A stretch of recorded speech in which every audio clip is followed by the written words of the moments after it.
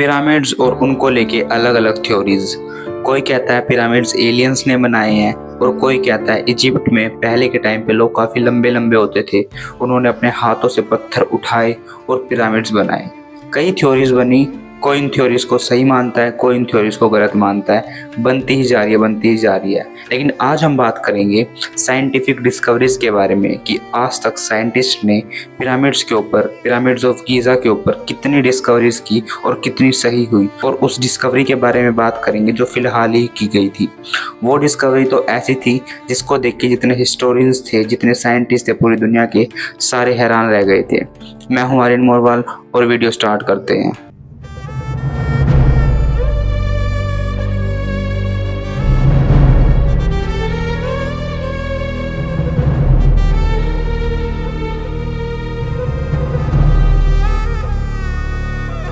Pyramid of Giza ये दुनिया का सबसे मशहूर पिरामिड है जिसको देखने हर साल लगभग लाखों बंदे आते हैं। इस पिरामिड को बनाने में 4500 साल पहले लगभग 23 लाख पत्थरों का यूज किया गया था और हर एक पत्थर का वजन लगभग 30 टन से 80 टन के बीच में था, मतलब 30,000 किलो से 80,000 किलो के बीच में था। और ये तो बिल्कुल पॉसिबल है ही नहीं कि कोई इन पत्थरों को हाथ में उठाए और पिरामिड बनाए, ये तो बिल्कुल इम्पॉसिबल बात है। तो ये थ्योरी बिल्कुल फेल होती है इनकी। और इस पिरामिड ऑफ गीज़ा को बनाने में टोटल 3 प्रकार के पत्थरों का यूज किया गया था। पहला था लाइमस्टोन ब्लॉक, दूसरा था हाई क्वालिटी टूरा लाइमस्टोन, तीसरा था ग्रेनाइट लाइमस्टोन। जो लोकल लाइमस्टोन ब्लॉक थे, पिरामिड का मेजर हिस्सा इन्हीं पत्थरों से बनाया गया था और इन पत्थरों को गीज़ा प्लेट्यू से खुदाई करके ही निकाला गया था। जो दूसरा पत्थर था हाई क्वालिटी टूरा लाइमस्टोन, इन पत्थरों को टोरा से लाया गया था और इन पत्थरों का यूज किया गया था पिरामिड ऑफ गीज़ा के ऊपरी हिस्से को कवर करने के लिए। आप अभी भी नोटिस करोगे, जब आप पिरामिड को देखते हो तो उसकी ऊपर चोटी की साइड देखोगे ना आप, तो वहां आपको दिख जाएगा ये पत्थर, क्योंकि बाकी का हिस्सा टूट चुका है। और जो तीसरा पत्थर था ग्रेनाइट लाइमस्टोन, उसका यूज किया गया था किंग के टॉम्ब को बनाने के लिए, जो कि असवान से लाया गया था और असवान गीज़ा से 800 किलोमीटर दूर था। तो आप सोच ही सकते हो कैसे इन पत्थरों को इतनी दूर से लाया गया होगा। ये तो इम्पॉसिबल है कि छोटी नाव में इन पत्थरों को लाया गया होगा, क्योंकि इन पत्थरों का वजन ही इतना ज़्यादा होता होगा। ये हो सकता है कि बहुत बड़ी नाव होती होंगी, उनके अंदर इन पत्थरों को लाया जाता होगा, क्योंकि छोटी नाव में इन पत्थरों को लाना इम्पॉसिबल है बिल्कुल ही।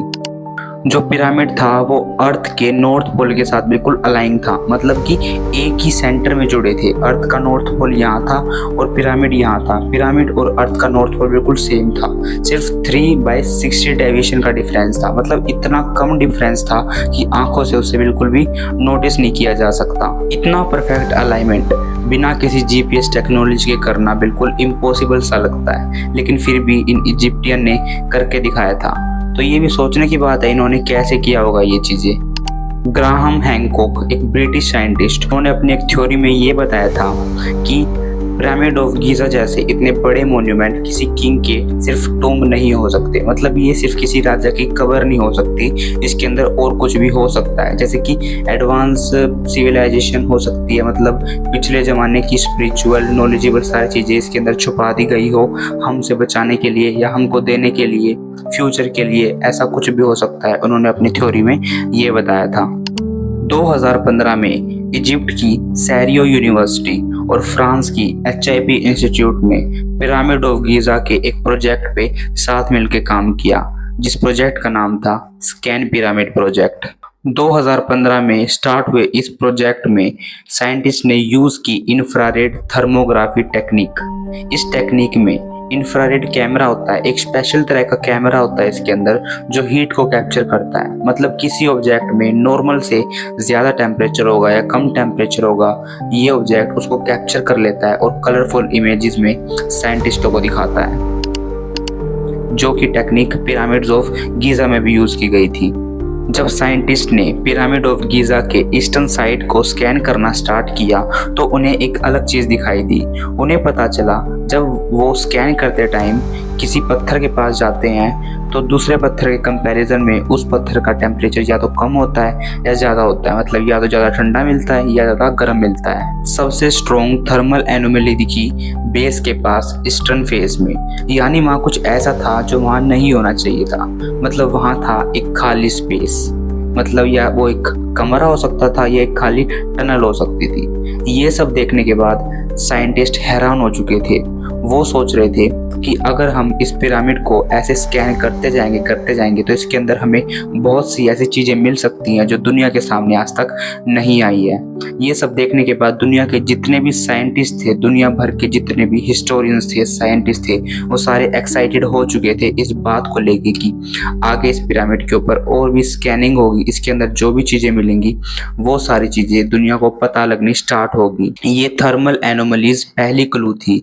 इसके अलावा इस पिरामिड ऑफ गिज़ा में और कुछ भी मिल सकता है, या खाली टनल हो सकता है, या और कुछ कमरे मिल सकते हैं, या क्या बता सोना भी मिल सकता है, नीचे कुछ भी मिल सकता है इसके अंदर। आज तक पूरे पिरामिड ऑफ गिज़ा को स्कैन नहीं किया गया है, उसके हाफ पार्ट को स्कैन किया गया था 2015 में। 2015 की पहली डिस्कवरी के बाद अब बारी थी दूसरी डिस्कवरी की, यानी दूसरा स्कैनिंग प्रोजेक्ट। ये स्टार्ट हुआ था 2017 में अक्टूबर के महीने में, मतलब 2 साल बाद ही। इस प्रोजेक्ट का नाम भी वही था, स्कैन पिरामिड प्रोजेक्ट, लेकिन इस प्रोजेक्ट के अंदर टेक्निक का दूसरा यूज किया गया था। पहले के अंदर था इंफ्रारेड थर्मोग्राफी, लेकिन इसके अंदर था मोओग्राफी, मतलब इसके अंदर जो कॉस्मिक रेज थी उनका यूज किया जाता था। उन कॉस्मिक रेज के सहारे वो अंदर की सारी चीजें स्कैन करके देख सकते थे। जैसे कि एग्जाम्पल के लिए जो एक्सरे मशीन होती है, जैसे वो इंसानी शरीर के अंदर सब कुछ दिखा देती है, वैसे ये मोग्राफी पिरामिड के अंदर जो भी चीजें थी वो सारी दिखाती थी। इस प्रोजेक्ट में साइंटिस्ट ने मोग्राफी कॉस्मिक रेज के सहारे से पता किया पिरामिड ऑफ गिज़ा के अंदर एक दूसरा स्पेस, एक बिग वॉइड स्पेस, मतलब वो स्पेस इतना बड़ा था, लगभग उसकी डिस्टेंस या हाइट बोले तो 100 फीट थी, जिसके अंदर पूरा एक बोइंग एरोप्लेन आ सकता था। मोओग्राफी से इस स्पेस को ढूंढने के बाद साइंटिस्टों ने ये चीज़ भी कंफर्म कर दी थी, जो ये स्पेस मिला है ना तो ये कोई क्रैक है ना कोई ये कंस्ट्रक्शन डिफेक्ट है, ये प्रॉपर बनाया गया है और जो कि दुनिया से हज़ारों साल से छुपा हुआ था। इस स्पेस चैम्बर मिलने के बाद लोगों ने इसके अंदर जाने की भी कोशिश की, मतलब साइंटिस्टों ने जाने की कोशिश की, लेकिन उन्हें ना कोई रास्ता मिला ना कोई टनल मिली इसके अंदर जाने के लिए। 2017 की साइंटिस्ट डिस्कवरी के बाद अब बारी आ चुकी थी लेटेस्ट डिस्कवरी, यानी जो 2025 में फिलहाल ही हुई थी। इस डिस्कवरी को किया था इटली के साइंटिस्ट और स्कॉटलैंड के साइंटिस्ट ने। इसके अंदर भी एक नई टेक्निक का यूज किया गया था जो कि थी SAR, सिंथेटिक एपर्चर रेडार। इस SAR टेक्निक से वो जमीन के अंदर तक स्कैन कर सकते हैं, बिना किसी कंस्ट्रक्शन के, बिना किसी खुदाई के अंदर देख सकते हैं क्या चीज़ें हैं। तो इसी तरह जब उन्होंने पिरामिड ऑफ गीज़ा को स्कैन किया तो उन्हें कुछ ऐसी चीज़ दिखाई दी तो शायद सबको चौंका के रख देगी। 8 बड़े पिलर्स, एक रास्ता जो नीचे की तरफ जाता हो, और 2 बड़े चैम्बर्स 6000 फीट के और एक 4000 फीट का। और सबसे बड़ी बात, ये चैम्बर्स, ये चीज़ें, ये पिलर्स सारी इंटरकनेक्ट थी तीनों पिरामिड से, पिरामिड कोफू, पिरामिड स्काफ्रे और पिरामिड मेनकर। साइंटिस्टों का ये कहना है कि उन्होंने हॉल्स ऑफ एमेंथी को डिस्कवर किया है। हॉल ऑफ एमेंथी मतलब कि एक ऐसी जगह जहाँ ज्ञान और नॉलेज भरी पड़ी हो और उसे छुपा के रख दिया हो। तो सोचो, अगर ये बात सही में सच हो गई, इसके अंदर नॉलेज, स्पिरिचुअल सारी चीज़ें मिली, तो ग्राहम हैंकॉक की थ्योरी सही हो जाएगी। उन्होंने भी सेम चीज़ बोली थी, ये किसी एक किंग की सिर्फ कवर नहीं हो सकता, इतना बड़ा मोन्यूमेंट, इसके अंदर कुछ ना कुछ जरूर हो सकता है। तो शायद ग्राहम हैंकॉक की थ्योरी क्या पता सही हो जाए। लेकिन आपको एक बात को तो पता है, जब तक ऑफिशियल स्टेटमेंट नहीं आती वो चीज़ें सच नहीं मानी जाएगी। ऐसा ही कई साइंटिस्टों ने इसके ऊपर बोला है कि ये फेक न्यूज़ हो सकती है। डेनवर यूनिवर्सिटी के प्रोफेसर लॉरेंस कोनियर्स ने बोला कि जो ये रडार है SAR टेक्नोलॉजी का, ये इतनी अंडरग्राउंड जाके एक्यूरेट इन्फॉर्मेशन नहीं देता। एक और साइंटिस्ट या डॉक्टर कह सकते हैं, डॉक्टर जही हवैस, उन्होंने बोला कि ये फेक न्यूज़ है, उन्होंने तो सीधा फेक न्यूज़ ही बोल दिया। और जो इजिप्टियन गवर्नमेंट है उन्होंने अभी इस पे कोई ऑफिशियल स्टेटमेंट नहीं दिया है और ना ही इसे एक्सेप्ट किया है। क्या पता ये बात सही भी हो सकती है, क्या पता ये बात गलत भी हो सकती है, कुछ नहीं कह सकते। अभी भी पिरामिड ऑफ गीज़ा की स्कैनिंग चली रही है, उसके अंदर कुछ ना कुछ चीज़ें मिल ही रही हैं। क्या पता हम जितना स्कैन करते जाएं उतना हमें मिलता ही जाए। तो ऐसे स्कैनिंग तो चलती रहेगी। जो चीज़ें हम ढूंढना चाहते हैं, क्या वो चीज़ें हमें पिरामिड ऑफ गीज़ा के अंदर मिल जाएगी।